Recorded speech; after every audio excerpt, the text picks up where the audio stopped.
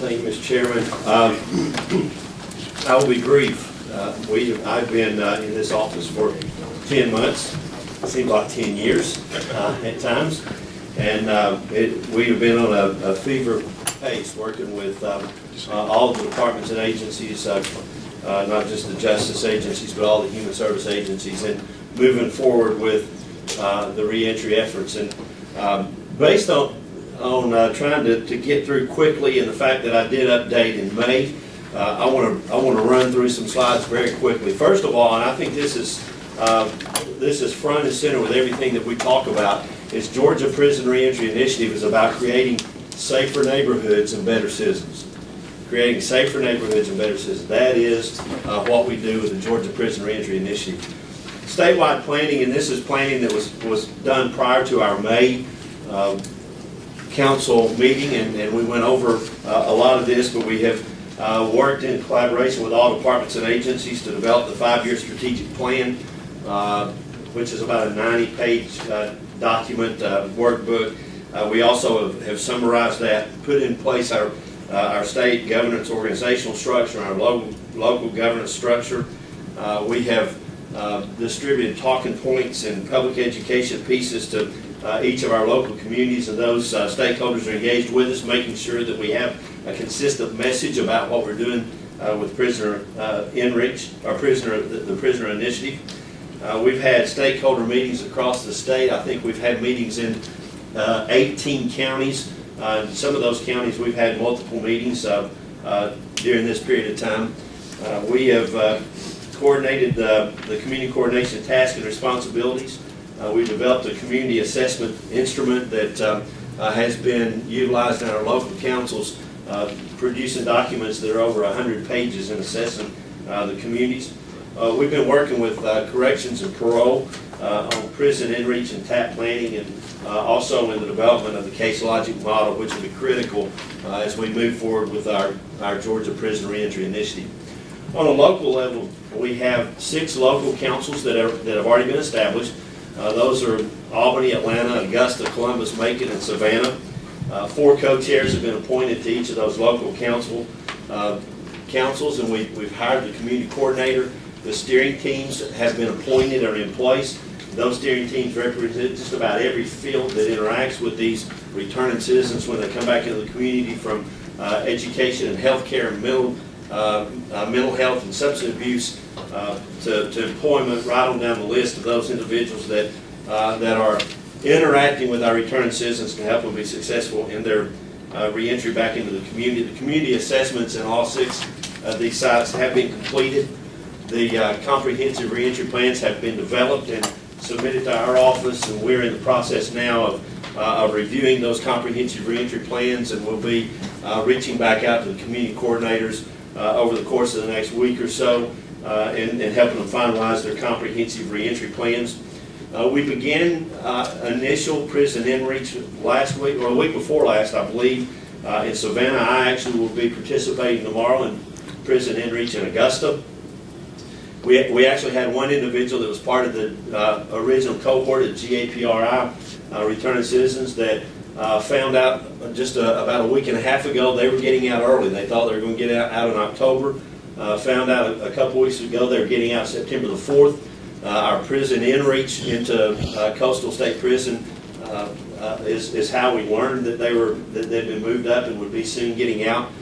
We immediately engaged with them along with the transition center's employment specialist, and by the time they were released on September the 4th, this individual had a full-time job, a part-time job, and had been enrolled in technical school.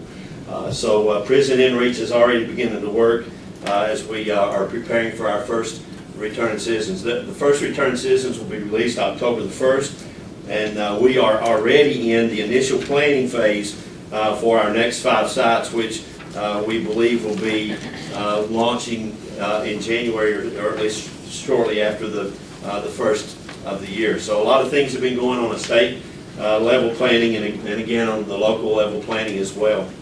The committees have been very active, and you're going to be hearing in just a few moments a report from the Housing Committee and a report from the Employment Committee with some recommendations for you all to consider. The TAP Committee has been working with corrections and parole, and Dr. Spear with the NGA and the TAP plans, and some of that was learning about all the things that NGA does. There was a lot for us to learn. We also they were also working on TAP plans and ultimately the pipeline data and the reentry report.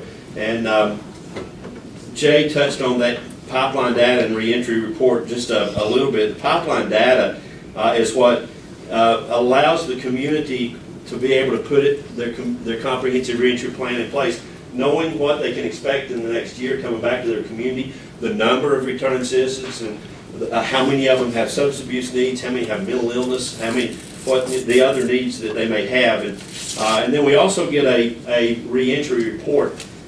Jay spoke on the MORE program just a few minutes ago, and I got a reentry report this morning. This is for those coming out October, November, and December into our 6 sites. The first one on the list, the report actually came in while I was sitting there. The first one on the list is a MORE participant, getting out December the 15th in Bibb County. And to give you an idea of how much we know about them, this individual served 13 years for armed robbery, and they have their risk to reoffend, his risk to reoffend, based on his education, is a 10 on a scale of 1 to 10. His risk to reoffend based on employment is a 6. Based on peer and family associates is a 10. Based on mental health is a 10. Based on substance abuse is a 10. Based on trauma is a 10. Now, this is an individual prior to MORE and what we've been doing in criminal justice reform would have walked out on December the 15th with no supervision and no guidance and a good luck and we hope not to see you again. Instead, we know a lot about this individual, and through the MORE program and through Prison Inreach, we'll be connecting them with services and support and tools in the community that I believe will have an impact on. And by the way, his motivation for change is a 9. He said, people always tell me I'll be just like my daddy in and out of prison all the time, and they were right. I have 2 kids, and I don't want my kids to be just like me and my daddy. That's the kind of person that, given enough information about them and the ability to reach in and provide support and services and tools for them, that we can expect to have a greater opportunity to be successful with. The grant committee has been working on a number of grants in collaboration with Corrections and Parole and CJCC and a number of our departments that have been involved with us as well. Those grants, they're beginning to roll out the awards for those grants. The statewide recidivism reduction grant basically is the GAPRI. It is the GAPRI. The maximum, it's a $3 million grant. The Maximizing JRI grant is a $1.75 million grant, and it focuses on prison inreach, part of the GAPRI.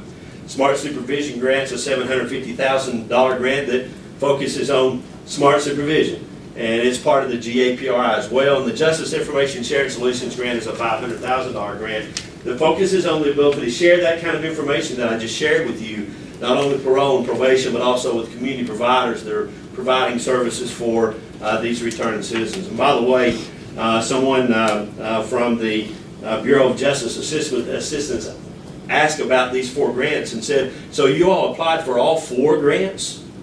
Yes, we did.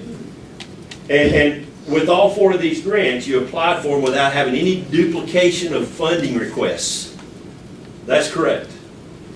And they said, and you applied for them as if you're going to get them all, and they make up your GAPRI framework. We said, that's correct. And her response to that was, that's brilliant. We found out this morning we received the Justice Information Sharing Solutions grant. We got that word this morning. The other 3 we're still waiting. We don't have word for, but hopefully we'll be getting good news on those over the course of the next few days or weeks.